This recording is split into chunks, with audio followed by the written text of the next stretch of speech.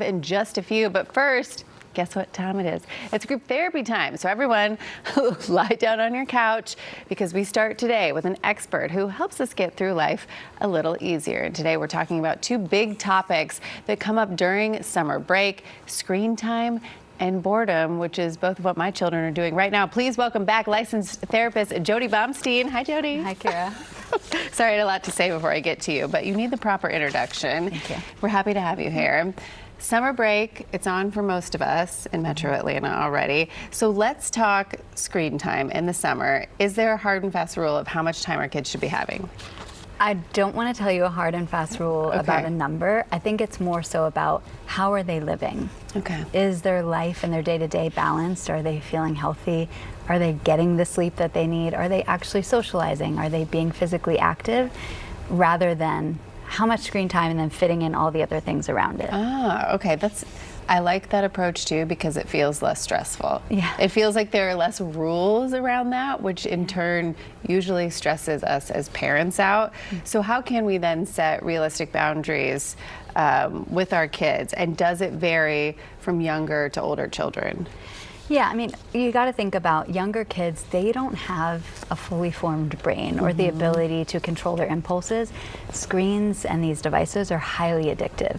So they're going to need you to set the very hard boundary for them, right? Older kids, we want to start really teaching them how to self-regulate because you're not going to be there with them as they get older, right? And so really starting to teach them to think about that connection between what they're doing and how they're feeling. So if they're scrolling for an hour, are they leaving that feeling energized or depleted? Do they feel better about themselves or worse? Yeah. More connected or less? So you're kind of teaching them, but then also shaping them by setting the hard boundaries that they won't do on their own. Honestly, there's nothing good that comes from screens. I mean, I will just, they make them monsters. And I know it's easier to sit here and say that because you can oftentimes use it as a crutch and everyone does it. And I think they're useful in that way at some time. But if you have gotten yourself into a very bad routine where they are on screens all the time, how do you even start to wean them off? Well, I think going back to what you said, a lot of times our brains do think in terms of all or nothing, black and white. This is all good or all bad. Most things are in the gray. There's a sweet spot. Screens are not all bad. Right. There are benefits, but we have to use it in a purposeful way. And that's where kids need our help. So are we using it to learn something? Learn a language, learn a skill, do a project? Are we using it to create music, art? Are we using it to connect with family members who are far away? And then there is purpose in sometimes using it to zone out and just kind of unwind, which we need, but building awareness around that. And then when they are upset, oh, you won't give me the screens and I'm upset, the natural instinct is just give them the screen so this will be done. Right. The problem is they will calm down, but they haven't actually regulated because they haven't learned a skill. When they're upset and we give them the screen, they've now avoided sitting in that feeling. They've avoided having to go through the feeling and figure out what to do with it. And so we really want to think about restraint here and think about the long term. Right. That's not teaching them the self-regulation they need. So instead, put the screen down, acknowledge your feeling. This is hard. It's hard to not get what you want. Yeah. It's also okay. Yeah.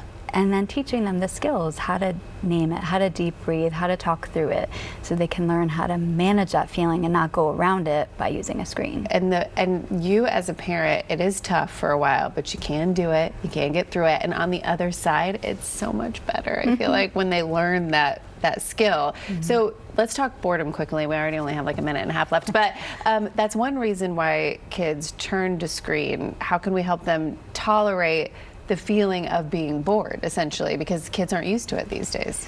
Right, and I think a lot of times what makes us fearful about any emotion is that we think it's going to last forever. So if you say no screens this afternoon, what they hear is, I'm going to be bored all afternoon. Well, that sounds terrible. Right. But if we help them see it's a moment in time, It's something you experience and then we work through it. You experience boredom and then you figure out, what can I do with this? Right. What can I do and how can I see this as an opportunity? So you're not lingering in that space. It's transitional. Right. But we have to see boredom as an opportunity and show up with positivity around it. If we see it as this threat, oh my gosh, you can't be bored, you have to do all these things, they will also view it as something they should never experience. Right. And so when they are coming to you and saying they're bored, think about maybe responding by saying, sounds like you do not know what to do, and that feels weird to you. Yeah. It's maybe uncomfortable. Right. I'm excited to see what you come up with. And so you're teaching them, I believe in you, you're encouraging them to problem solve, and then they can get creative to figure out how to fill the time. Right. All right. I like that. I also feel like chore lists are a good idea. I was supposed to ask you that question, but we didn't get to it. But I'm going to say that they're a great idea, and I give them to my children every day. Thank you, Jody, for being here. I appreciate it. Okay, after the